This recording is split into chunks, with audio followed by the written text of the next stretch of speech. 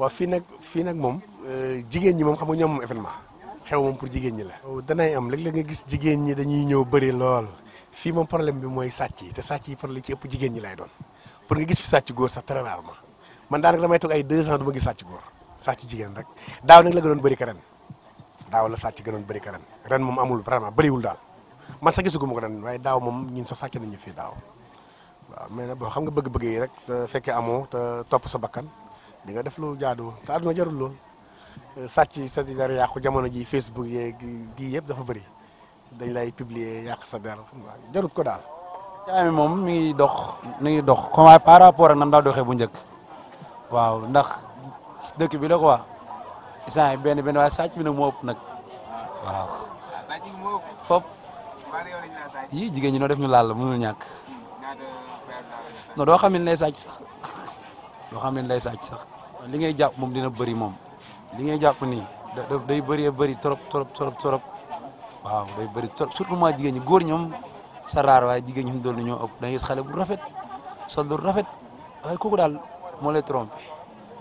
moo tax xale yu rafet laa gën a ragal fi mu toll nii waaw yii damay moytu nag di ko sóoraale.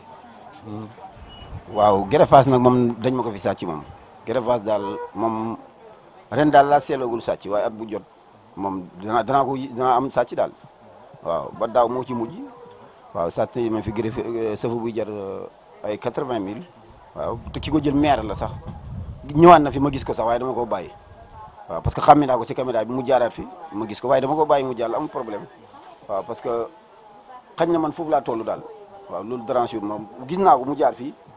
waaye dama ko bàyyi mu jàll daal keneen ki ma sàccoon daaw kooku dem encore jaar na fi xale bu jigéen la muy muuru kooku dugaloon naa ko Facebook sax moom waaye dama ko dugal baagal après di réccu loolu daal waaw waaye ren place bi defaluma ko buntu dama ko fermé place waaw kenn mënul dugg loolu tax xañ na sàcc yi dina wàññeeku place bi yëpp dama ko def fermé loolu tax sàcc yi dina xaw a wàññeeku non arrêté guma ñun nag dernier moment yi la clients yi di gën a bëri su clients yi gën a bëri si la sàcc yi di gën a bëri ba fee bi nga xam ne nit ñi dañuy bëri sàcc yi si nit ñu bëri lañ dàqee sàcce ka benn su clients yi ñëwee par benn loolu sàcc bi du yomb te ren événement bi xañ na dafa teel a commencé moo tax ñu bëri daanaka jënd nañu xañ na ni mu daan bëree mën na bañ mu bëree noonu daal waaw xañ na loolu mën na bañ a bëree comme ni mu daan def daal at yi